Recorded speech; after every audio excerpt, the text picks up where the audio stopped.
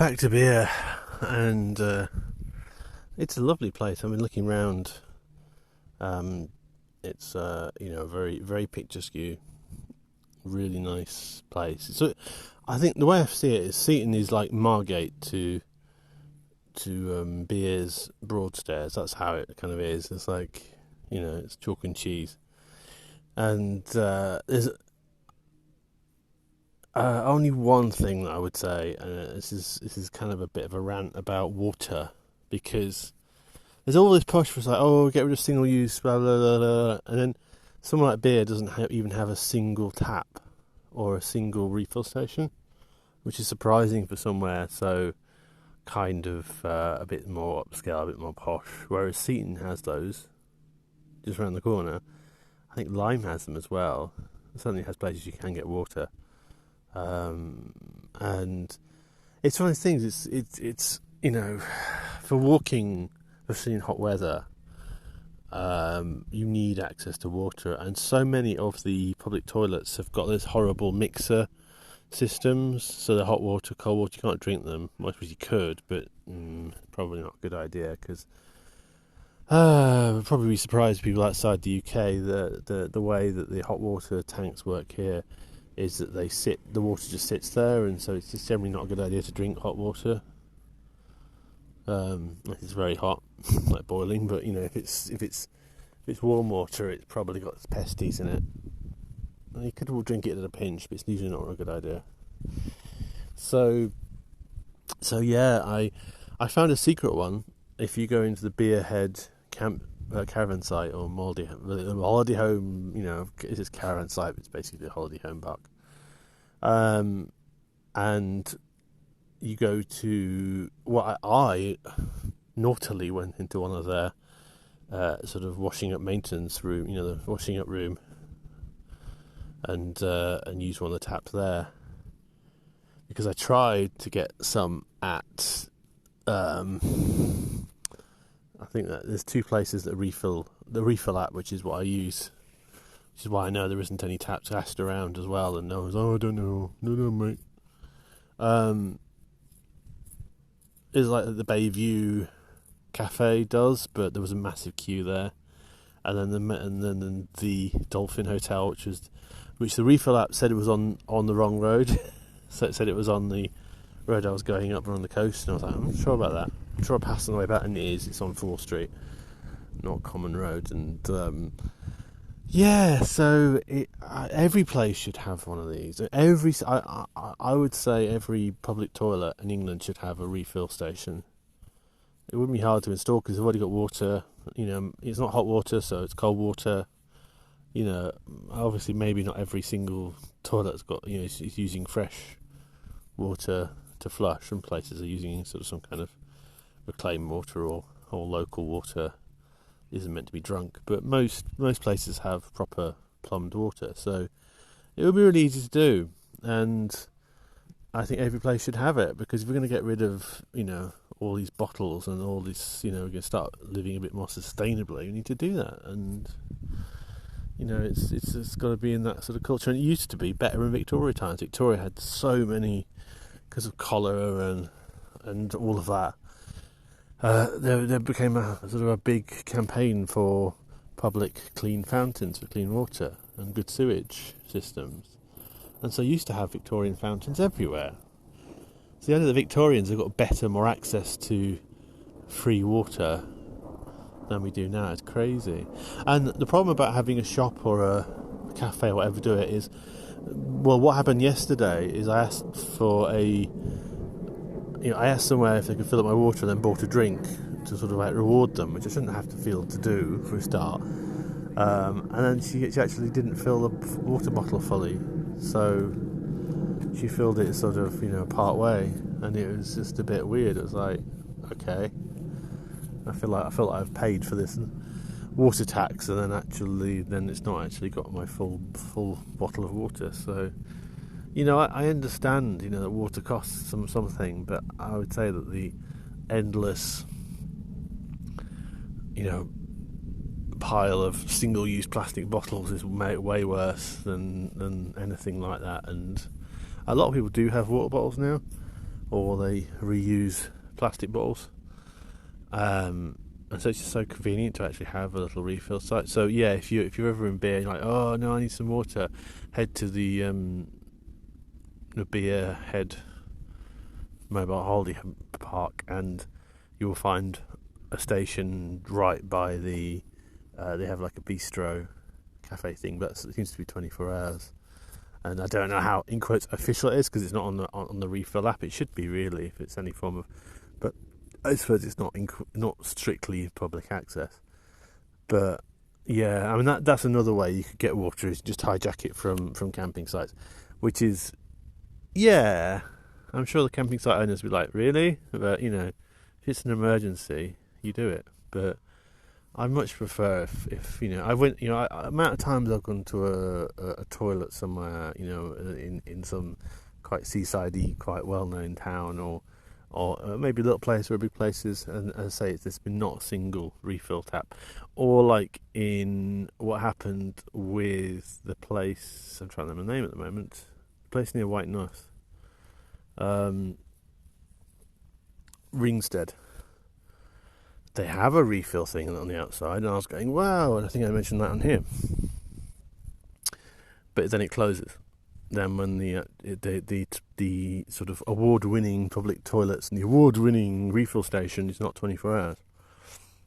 And there's a real problem with that sort of, we can refill up here. It's nice, but if you're walking outside of those hours, and thinking, it's going to be quite limited around here, at lunchtime closing, and maybe not for cafes and restaurants, but a lot of places seem to close at 4 or 5, or so if you're stumbling over a headland and you're just parched and you've run out of water and you're really thirsty, and you just get to and everywhere's closed and there's not a single drop of water.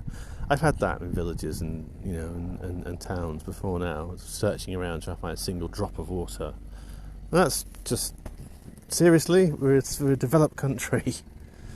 It will just be everywhere for free. It should be the one thing that should be everywhere, because everyone needs it. And it's you can't be drinking dodgy water. Although I do have a little filter thing for that sort of thing. So I'm just going to walk up to. I'm taking the direct route. I actually went a very, very exhausting hot making way up through the holiday park, which is partly just because it's obviously bloody tarmac and it just reflects the sun. You're baking away. But I'm going to go. There's a bridle path along directly to Hucken Cliffs. Past apparently some Roman archaeology, and there's also some 1920s. There's some kind of industrial wheel thing on the headland itself. So on top of the cliffs, I walked underneath yesterday. So that's what I'm basically going to do today, and then walk back, and then walk down and do some work if I've got time, which I hopefully I do. This time, make sure we don't miss the bus. I'm going to give it plenty of time. Although from here, from the non-rorty bit, the non-sort of butch bit, with lots of uppy downies, which I'm not going to go down there very much. From this side, it's much easier to access that stuff. Whereas, if you come from Branscombe, it's all like, and so I'm expecting it sort of easier to get to Seaton today, but I'm going to leave plenty of time to get to Seaton. Because I don't want to miss it. I don't want to miss that bus again. I can't afford another 18 quid taxi ride. I couldn't afford it the first time, but it was a case of like, how do I get home? So anyway, I'll speak to you soon. Yes, I did a watercolour as planned from the footpath that I did the previous day towards the top. There's like a little bench. Yes, bench. On the side of, almost pretty much the side of the cliff. And I sat out in the promontory and did a watercolour, which was, it was actually I got quite baked. Cause not in that sense, but in sort of a sun sense. And that was okay. It's the artwork for this episode. I do think I have a conversation with a French couple who was staying at the campsite, who moved on, who were sort of going home, I think a day or two ago, and they're from Normandy. We talk about art and getting back into art and that sort of stuff. And she was saying she saw one of the pizzas I did without any lines, and maybe you should do more of that. And I think I probably should. So I might try that today. Walking down to a place. So we're sort of doing a recap because the only bus service running is the Breezer bus service. So we're actually back in St Gabriel's Chapel, or near St Gabriel's Chapel, Gabriel Stanton, or the remains of Gabriel Stanton. And we're taking a less uppy way. We're not going over the Golden Cap like we did earlier in the trip. So yeah, it's a sort of an easy day. It's a Sunday, so I'm going to try that. So I might try, doing a watercolour, then the lines, or the lines if are needed, and try and keep it sort of very loose. So I think in a way that probably works well with my abstraction. But yes, but there was what to talk about. Yes, rather than just recapping yesterday. Well, it something happened yesterday. I stopped a dog worrying sheep. I did my whole full shepherd act. You shall not pass. So Gandalf. I've got the beard. I've got the stick. And yeah, there was, when I was finishing up doing the watercolour, there was a couple who went past with a dog. And then as I was walking up, I almost got knocked over the cliff by one of their dogs, because I didn't realise they had another dog behind them, and so they did their little dog whistle, and that was annoying enough. But I didn't say anything. I did shout, like, "Oh, careful with the dogs." I'm not sure if they heard me. And then, because I kind of tried to go to the bridleway, I was not sure about which way to go. I actually went across the fields and then back.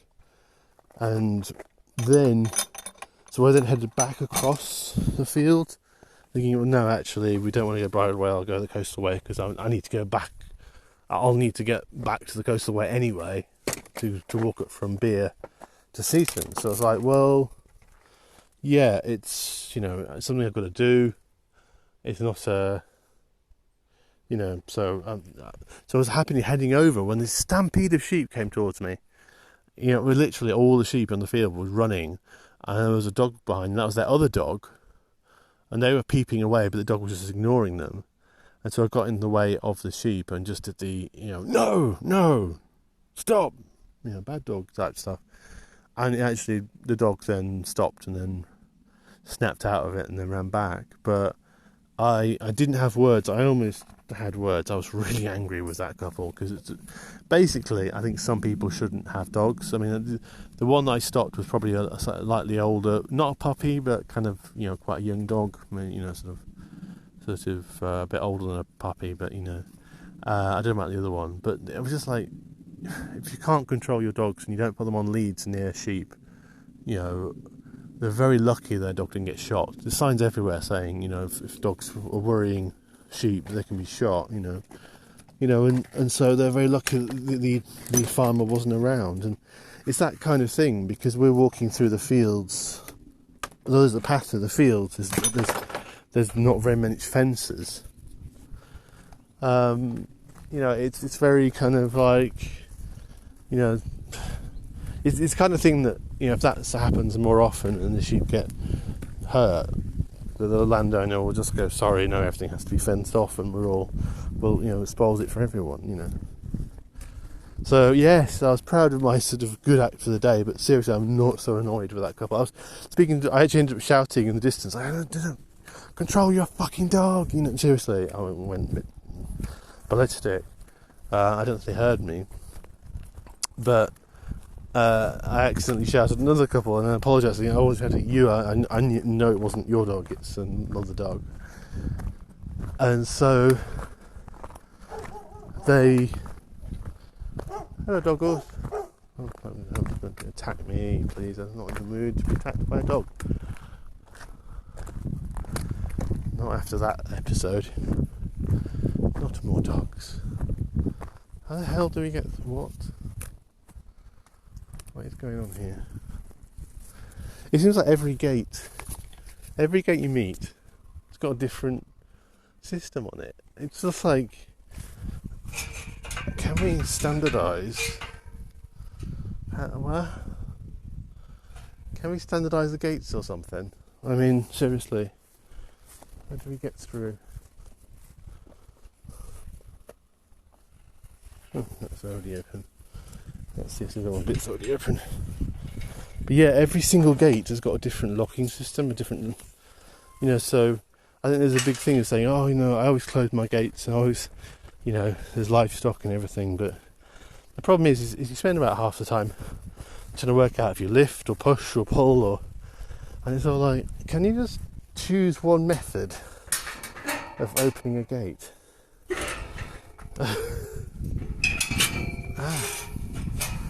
And stick to it, It would be a nice thing if they could stick to one way of doing it, because they're all millions of different ways. You're out to have a nice walk. He says, trying to rustle it back in. This is the problem. I'll have to end this because I have to wrestle with this gate to get it back in again.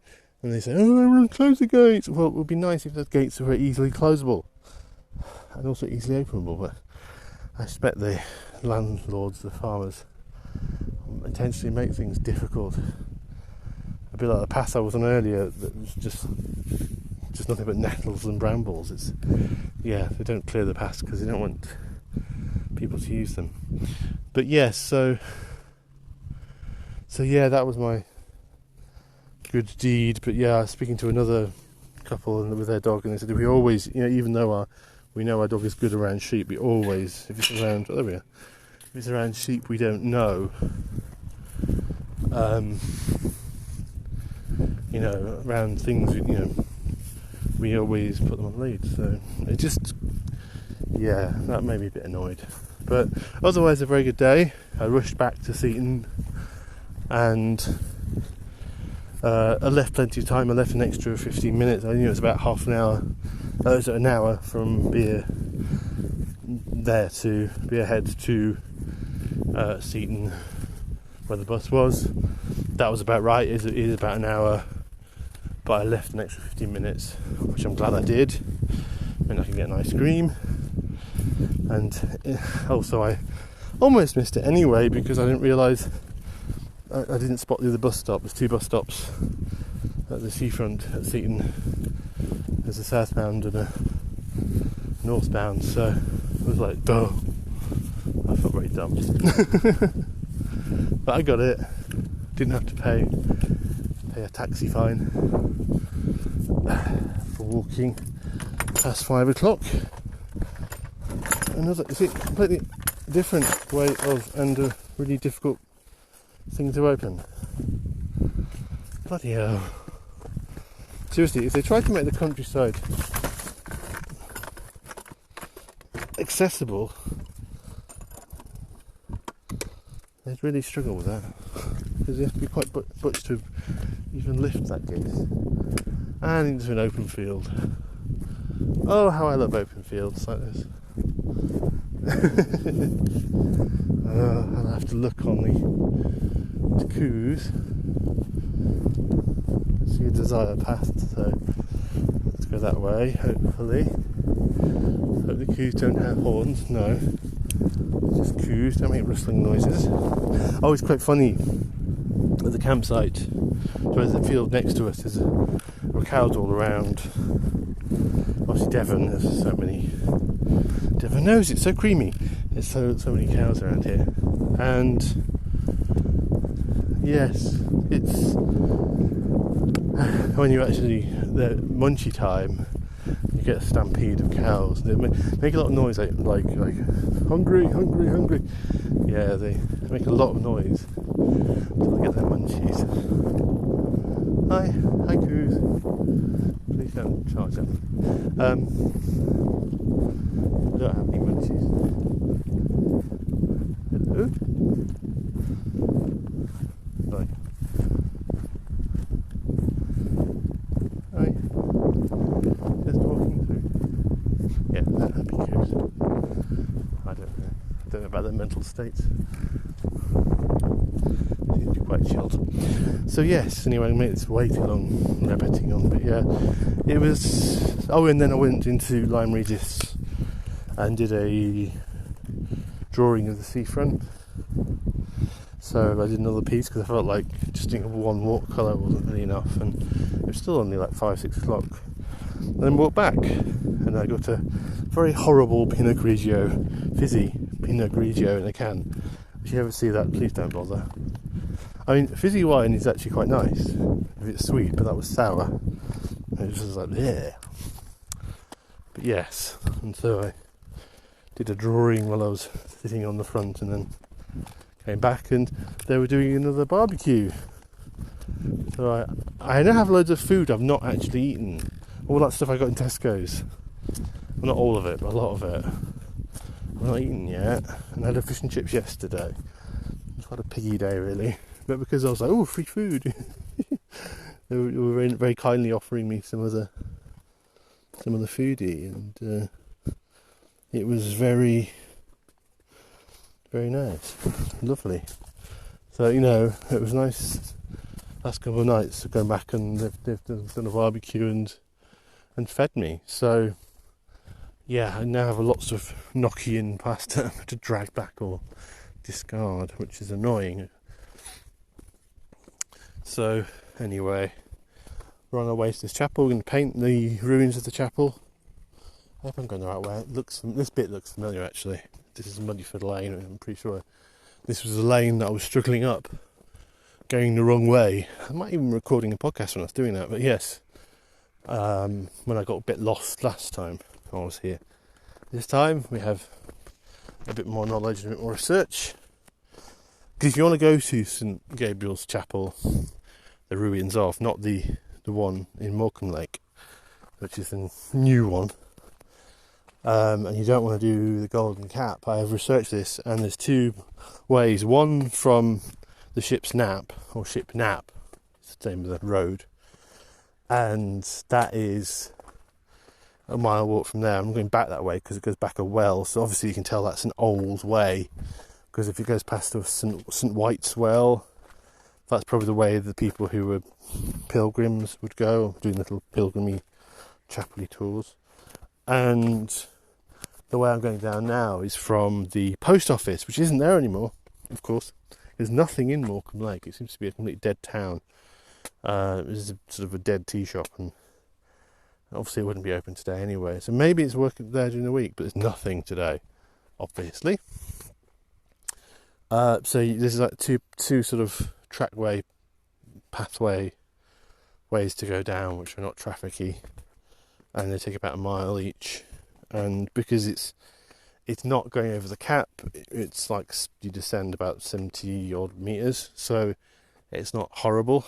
So I know occasionally when I came down this road originally, if it's the same one, you occasionally get sort of tractors up here, but it's otherwise it's not a seaside beach route. There's no beaches around here. Well, there probably are, but you wouldn't get down to them. So yes, there are ways to get to. And I was researching this on the bus. That's how I was like, it must be alright. There are several ways down to the chapel without going over the Golden Cap. You can go Golden Cap if you want, but yeah, I didn't fancy doing it again today. So anyway, I'll speak to you soon, and hopefully we'll have a nice painting of the chapel, and maybe we'll see what the well's like. And yeah, it's a Sunday, bank holiday Sunday. Monday, I'm going to possibly go back to Abbotsbury if the weather's not crappy, because I'd say that's when also I wanted to go to Axminster today, to check out the interlinks and stuff at Axminster. But yeah, I might do that tomorrow, or today if I finish quicker, and then decide to go up to Axminster. I could do it. Depends on what all the buses work out, what the last buses are. But I didn't realise Axminster has a railway link. So yeah, I hope this is the right way. I might be going the wrong way, actually. But yes, I do recognise the road, Shedbush Farm.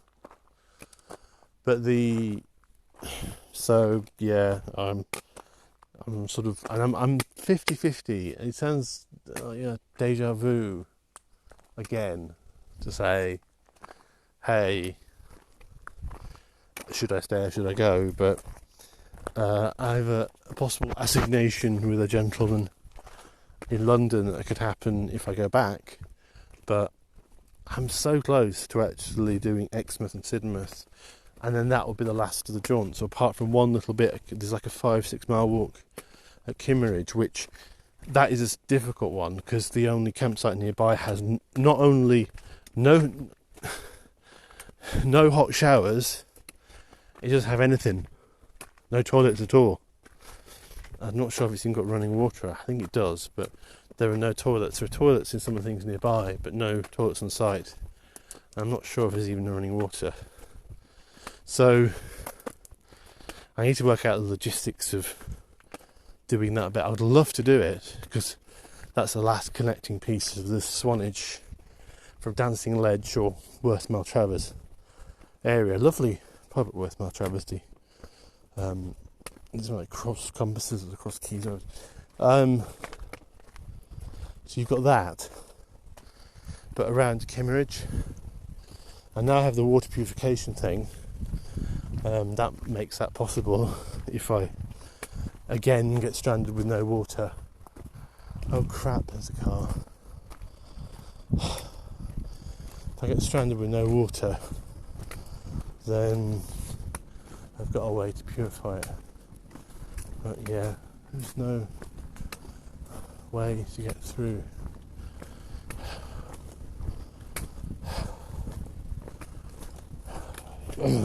Cars.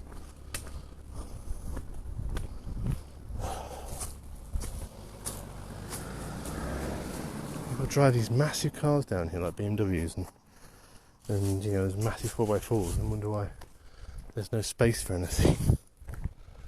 Anyway, I bet they're driving to Newport Chapel for some reason. So, yeah, this is going to end up being a long podcast, but I'm not sure what I'm going to do about the Kimmeridge bit because I don't want to stay. Hi.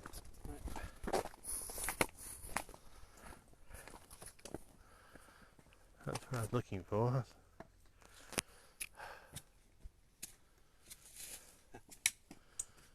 Waiting.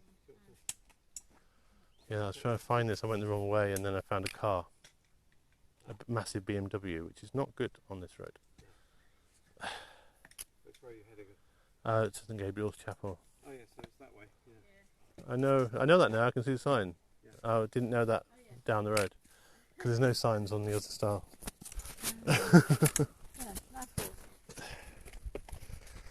Easier than over the cap, anyway. I've done that.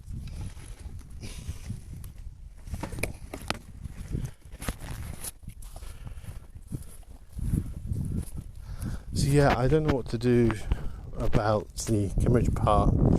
I don't want to stay in Swanage because, to be brutally honest, pretty much all of the Swanage sites not only be winding down at this time, they're a bit of a nightmare. It's not a nice place to stay. Definitely never again California Farm. That's just that's what's on my banned list. There might be a site that's sort of a bit nearer, but it's all just like, the other option is Lulworth, because that's the exit point, so it's basically Kimmeridge to Lulworth. It's like 4 or 5 miles, maybe a little bit longer.